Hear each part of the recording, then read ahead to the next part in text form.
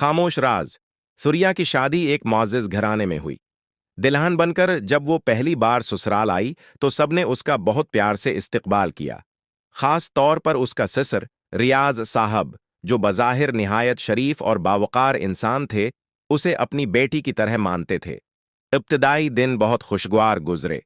शौहर नामान भी एक नर्म दिल इंसान था, लेकिन कुछ ही दिनों में सरिया को घर के माहौल में अजीब सी सर्द मोहरी महसूस होने लगी। सास हर वक्त खामोश रहती और कुछ कहने से घबराती। रियाज साहब अक्सर पुराने कमरे में जाकर घंटों बंद रहते। एक दिन सूर्या ने उस कमरे की सफाई का फैसला किया। कमरा बरसों से बंद था। धूल, पुरानी किताबें और एक पुराना संदूक। संदूक खोला तो इसमें कुछ तस्वीर और खतूत निकले। उनमें एक औरत की तस्वीर थी और खतूत में मोहब्बत भरे अल्फाज, मगर दस्तखत किसी नादिया के थे। सूर्या हैरान रह गई, क्योंकि ये नादिया कोई और नहीं बल्कि रियाज साहब की पहली बीवी थी, जिसका जिक्र कभी किसी ने नहीं किया था। खुतों में उनके दरमियान एक शदीद तनाज़ा और फिर किसी दिन सब कुछ खत्म हो जाएगा, जैसे अल्फाज लिखे थे। सूर्या ने जब अपनी सास से पूछा तो वो फूट फूट कर रो पड़े।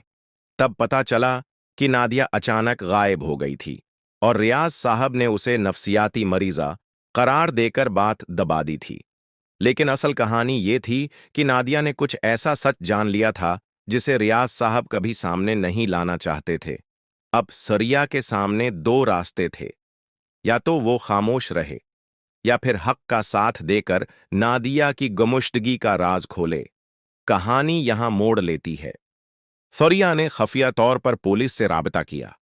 तहकीकात में पता चला कि नादिया की मौत हादिसा नहीं बल्कि एक साजिश थी और उसके पीछे रियाज साहब ही थे।